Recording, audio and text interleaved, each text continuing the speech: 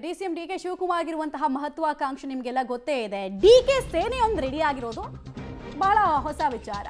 DK CM ಆಗಬೇಕು ಅಂತ ಮತ್ತೊಬ್ಬ ಶಾಸಕ ಬೇಡಿಕೆ ಇಡ್ತಾ ಇದ್ದಾರೆ. ಮಂಡ್ಯ ಶಾಸಕ ಗಣಿಗ ರವಿ ಈ ಬೇಡಿಕೆಯನ್ನು ಮುಂದುವರಿಸಿರೋದು. ದೆಹಲಿ ಟೀಮ್ನಲ್ಲಿ ಗಣಿಗ ರವಿ ಗುರುತಿಸ್ಕೊಂಡಿದ್ರು. ನಾನು ಅದಕ್ಕೆ ಹೇಳಿದ್ದು ಡಿಕೆ ಸೇನೆ ಒಂದು ರೆಡಿಯಾಗಿ ಬಹಳ ಚಟುವಟಿಕೆಗಳನ್ನು ನಡೆಸ್ತಾ ಇದೆ ಅಂತ.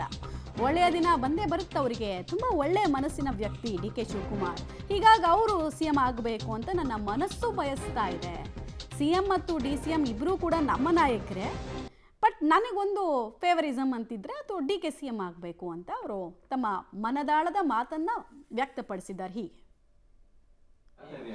ದೇವರಿಚ್ಛೆ ಯಾವತ್ತು ಬೇಕಾದ್ರೂ ಯಾವ ಗಳಿಗೆ ಬೇಕಾದ್ರೂ ಬರ್ಬೋದು. ನಾವು ಅವರು ದುಡ್ದಿದ್ದಾರೆ, ನನ್ನ ಕಷ್ಟ ಕಾಲದಲ್ಲಿ ನಿಂತಿದ್ದಾರೆ.